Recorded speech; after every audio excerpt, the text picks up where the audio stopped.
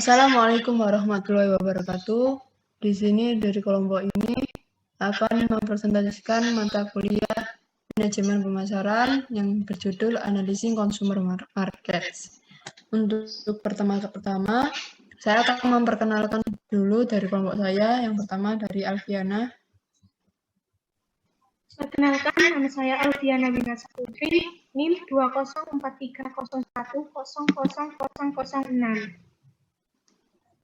Perkenalkan, nama saya Dinda Fevi Anggraini, NIM 20430100008. Dan saya sendiri, perkenalkan, nama saya Nabila Aisyah Maharani, NIM saya 20430100009. Selanjutnya, saya akan menjelaskan untuk yang materi pertama,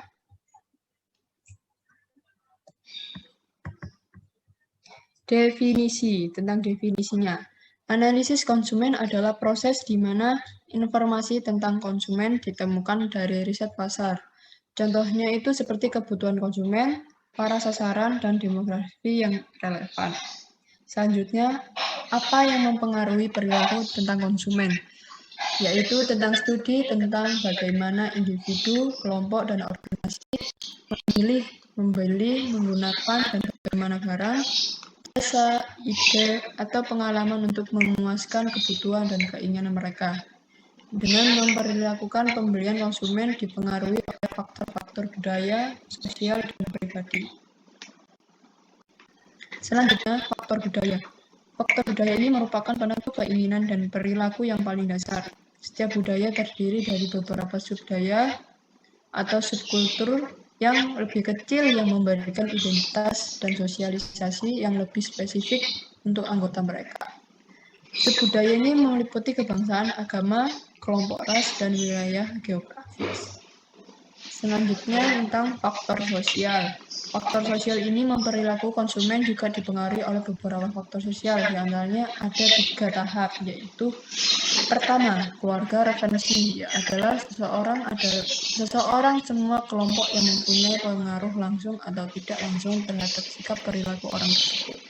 Yang kedua, dimensi keluarga. Para anggota keluarga dapat memberikan pengaruh yang kuat terhadap perilaku membeli. Keluarga merupakan unit terkecil yang perilakunya sangat mempengaruhi dan menentukan dalam pengambilan keputusan dan membeli. Yang terakhir, peran dan status sepanjang kehidupan seseorang berpartisipasi ke dalam beberapa kelompok, yaitu keluarga, klub, dan organisasi. Kedudukan seseorang dalam setiap kelompok dapat ditentukan berdasarkan peranan dan status. Selanjutnya akan dijelaskan oleh Dinda Fevi.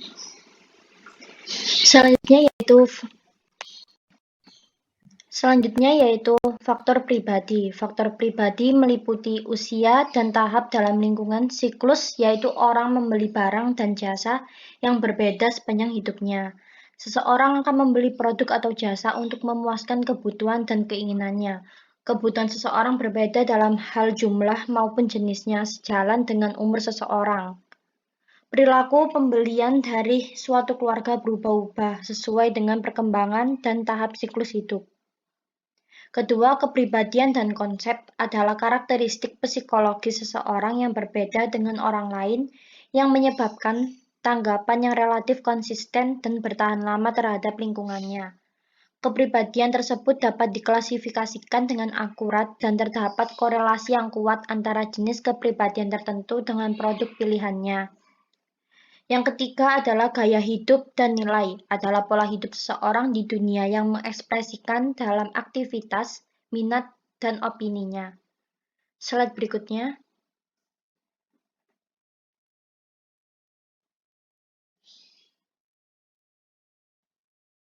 Ada proses psikologi. Yang pertama, motivasi. Yang kedua, persepsi. Yang ketiga, pembelajaran.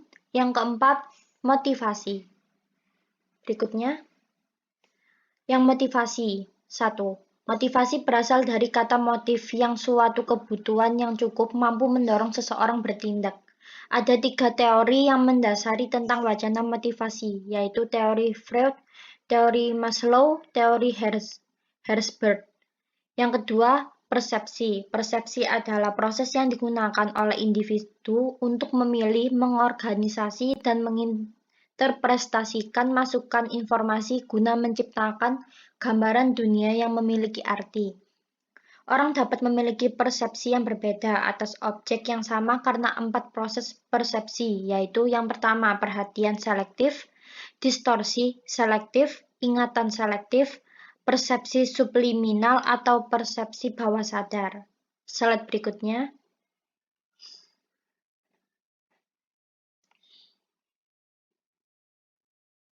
Yang ketiga, yaitu pembelajaran. Pembelajaran meliputi perubahan perilaku seseorang yang timbul dari pengalaman. Sebagian besar perilaku manusia adalah hasil belajar. 4. Memori. Semua informasi dan pengalaman yang dihadapi seseorang ketika mereka mengarungi hidup dapat berakhir dalam memori jangka panjang. Slide selanjutnya dijelaskan oleh Wina.